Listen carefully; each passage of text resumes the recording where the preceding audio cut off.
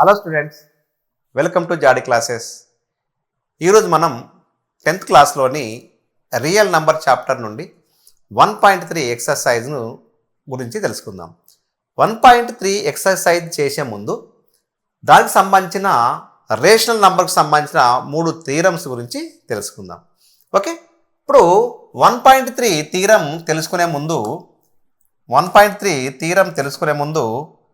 కొన్ని ఎగ్జాంపుల్స్ని మనము పరిశీలిద్దాం.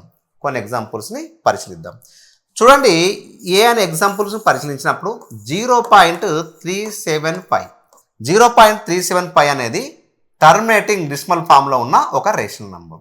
ఈ రేషనల్ నంబర్ని p/q ఫామ్లో రాద్దాం. p/q ఫామ్లో రాసినప్పుడు 375 ఈ యొక్క పాయింట్ని రిమూవ్ చేసినప్పుడు పాయింట్ తర్వాత 3 డిజిట్స్ ఉన్నాయి కాబట్టి ఇక్కడ 1000 రావడం జరిగింది.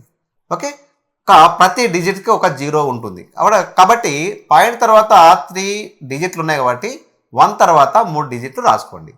ఇప్పుడు మనము డెసిమల్ ఫామ్లో ఉన్నదాన్ని p/q ఫామ్లో రాయడం జరిగింది. చూడండి, ఇక్కడ డినామినేటర్ని ప్రైమ్ ఫ్యాక్టరైజేషన్ చేయండి, న్యూమరేటర్ని కూడా ప్రైమ్ ఫ్యాక్టరైజేషన్ చేయండి. ఇక్కడ న్యూమరేటర్ని ప్రైమ్ ఫ్యాక్టరైజేషన్ చేసినప్పుడు 375ని ప్రైమ్ ఫ్యాక్టరైజేషన్ చేసినప్పుడు 5 7 జా 5 5 జా, ఓకే, 5 1 జా 5 5 జా, ఇక్కడ 5 3 జా. అదే రకంగా 1000ని ప్రైమ్ ఫ్యాక్టరైజేషన్ చేసినప్పుడు ఎలా వస్తుందో ఒకసారి చూద్దాం. ఇక్కడ 10ని ప్రైమ్ ఫ్యాక్టరైజేషన్ చేసినప్పుడు 2 × 5 అని వస్తుంది. అదే రకంగా 100ని ప్రైమ్ ఫ్యాక్టరైజేషన్ చేసినప్పుడు 2లు 2 ఉంటాయి, 5లు కూడా 2 ఉంటాయి. ఇక్కడ 1000ని ప్రైమ్ ఫ్యాక్టరైజేషన్ చేసినప్పుడు 2లు 3 ఉంటాయి, 5లు కూడా 3 రావడం జరుగుతుంది. అదే రకంగా 10,000ని ప్రైమ్ ఫ్యాక్టరైజేషన్ చేసినప్పుడు 2⁴ × 5⁴. అదే రకంగా 1,00,000ను ప్రైమ్ ఫ్యాక్టరైజేషన్ చేసినప్పుడు 2⁵ × 5⁵ రావడం జరిగింది.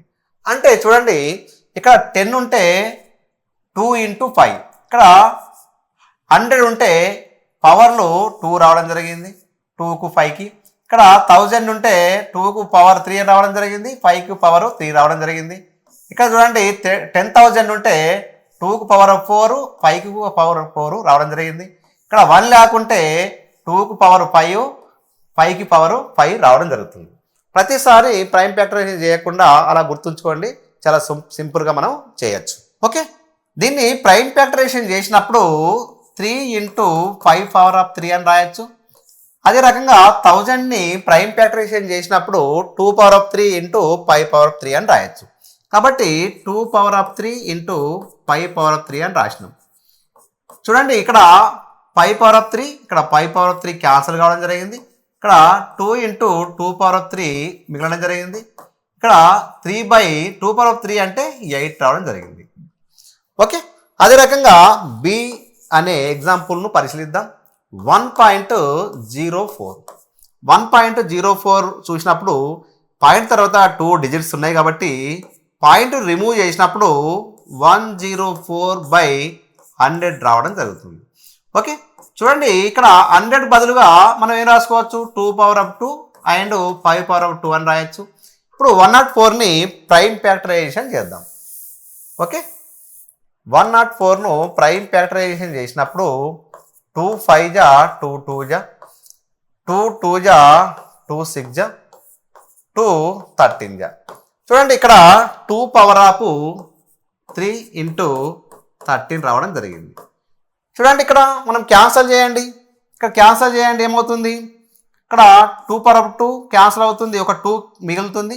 కాబట్టి 2 × 13/5⁵ మిగులుతుంది. ఇక్కడ 2 13 జా 26/25 రావడం జరిగింది.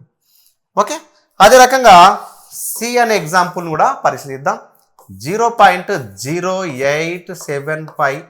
ఇక్కడ పాయింట్ రిమూవ్ చేయాలంటే మనకేం చేయాలి, పాయింట్ తర్వాత 4 అంకెలు ఉన్నాయి కాబట్టి డినామినేటర్గా 10,000 రాయాలి. కాబట్టి 875 ఇక్కడ 10,000 రాయండి. పాయింట్ తర్వాత ఎన్ని అంకెలు డిజిట్లు ఉన్నాయి, 1 2 3 4 డిజిట్లు ఉన్నాయి కాబట్టి ఇక్కడ 4 zeros వచ్చేటట్టు మనం రాసుకోవాలి. చూడండి మనము 10,000ని డినామినేటర్ను 2 పవర్ ఆఫ్ ఎంత రాయాలి, 2 power of 4 into 5 power of 4 అని రాయొచ్చు. ఇక్కడ 875ని ప్రైమ్ ఫ్యాక్టరైజేషన్ చేయండి. 875ని ప్రైమ్ ఫ్యాక్టరైజేషన్ చేసినప్పుడు ఏమొస్తుంది, 875ని ప్రైమ్ ఫ్యాక్టరైజేషన్ చేసినప్పుడు 5 1 జా 5 7 జా 5 5 జా, అదే రకంగా 5 3 జా 5 5 జా, ఓకే 5 7 జా. ఇక్కడ ఏం రాసుకోవచ్చు, 5 పవర్ ఆఫ్ 3 ఇంటూ 7 అని రాసుకోవచ్చు. చూడండి ఇక్కడ ఏమైనా క్యాన్సిల్ అవుతున్నాయా, చూడండి ఇక్కడ 7 క్యాన్సిల్ కాబట్టి 7 రాయండి. 2 పవర్ ఆఫ్ 4 క్యాన్సిల్ కాదు, ఇక్కడ 3 ఉన్నాయి, ఇక్కడ 4 ఉన్నాయి కాబట్టి ఒక 5 అనేది ఇక్కడ మిగలడం జరుగుతుంది. కాబట్టి ఇక్కడ ఏం రాసుకోవచ్చు, 7 బై ఇక్కడ 16 ఇంటూ 5, 16 5 జా 80 అని రాయడం జరిగింది. ఓకే, అదే రకంగా డి అనే ఆప్షన్ని పరిశీలిద్దాం. 12.5, 12.5 పాయింట్ తర్వాత ఎన్ని డిజిట్లు ఉన్నాయి, 1 డిజిట్ ఉంది కాబట్టి 125/10 అని మనం రాయొచ్చు. ఓకే, ఇప్పుడు న్యూమరేటర్ని డినామినేటర్ని ప్రైమ్ ఫ్యాక్టరైజేషన్ చేద్దాం. ఇక్కడ డినామినేటర్ని ప్రైమ్ ఫ్యాక్టరైజేషన్ చేసినప్పుడు 2 ఇంటూ 5 అని రాయొచ్చు, పవర్ 1 ఉంటుంది. కాబట్టి ఇక్కడ 125ని ప్రైమ్ ఫ్యాక్టరైజేషన్ చేసినప్పుడు 125ని ప్రైమ్ ఫ్యాక్టరైజేషన్ చేస్తే 5 2 జా 5 5 జా 5 5 జా, కాబట్టి 5 ఇంటూ 5 ఇంటూ 5 అని రాయొచ్చు. కాబట్టి 5 5 క్యాన్సల్ కావడం జరుగుతుంది. ఇక్కడ 25/2 రాయొచ్చు. చూడండి ఈ నాలుగింటిని చాలా జాగ్రత్తగా అబ్జర్వ్ చేయండి. ఫస్ట్ డిస్మల్ ఫామ్లో ఉన్న టర్మినేటింగ్ డిస్మల్లో ఉన్న ఒక రేషనల్ నెంబర్ని తీసుకున్నాం. రేషనల్ నెంబర్ని p/q ఫామ్లో రాసినాం. చూడండి ఫస్ట్ ఏముంది, ఒక రేషనల్ నెంబర్ తీసుకోండి. టర్మినేటింగ్ డిస్మల్ ఫామ్లో ఉన్న ఒక రేషనల్ నెంబర్ తీసుకోండి. ఆ రేషనల్ నెంబర్ని p/q ఫామ్లో రాయండి. p/q ఫామ్లో రాసినాం. ఆ p/qలో రాసినప్పుడు ఆ రెండు pqలు రెండు కూడా ఎలా ఉండాలి, pqలు రెండు కూడా కోప్రైమ్గా ఉండాలి. చూడండి 3 8 రెండు కూడా కోప్రైమ్సే, 26 25 కూడా రెండు కోప్రైమ్సే, అదే రకంగా 7 అండ్ 8 కూడా కోప్రైమ్సే, 25 అండ్ 2 కూడా కోప్రైమ్సే. మరి కోప్రైమ్స్ అంటే ఏంటి, కోప్రైమ్ నెంబర్స్ అంటే ఏంటంటే ఏదైనా నంబర్స్కి కామన్ ఫ్యాక్టర్ 1 మాత్రమే ఉండాలి, మరి ఏ ఇతర సంఖ్య ఉండకూడదు. అలాంటి సంఖ్యలను మనము కోప్రైమ్ నంబర్స్ అని అంటాం. చూడండి 3 8 రెండు నంబర్స్ యొక్క ఫ్యాక్టర్స్ చూసినప్పుడు 3 ఫ్యాక్టర్స్ ఏమున్నది, 1 ఉండేది 3 వస్తుంది. అదే రకంగా 8 యొక్క ఫ్యాక్టర్స్ ఏమవుతుంది, 1 2 4 8.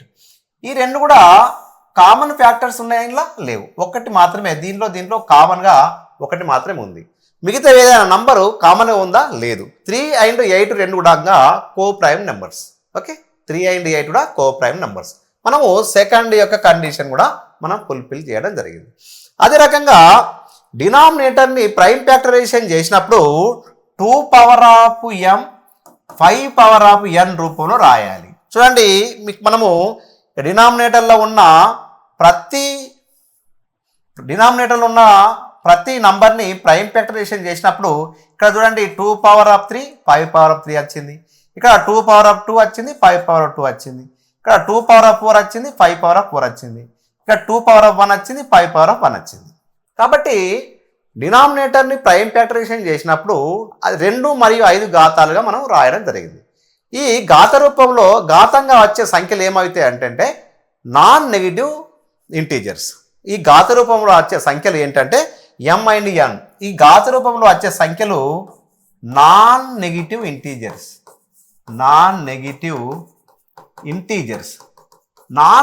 ఇంటీజర్స్ అంటే ఏంటిది అంటే నాన్ నెగిటివ్ ఇంటీజర్స్ అంటే 0 1 2 3 4 5. అదే రకంగా నాన్ పాజిటివ్ ఇంటీజర్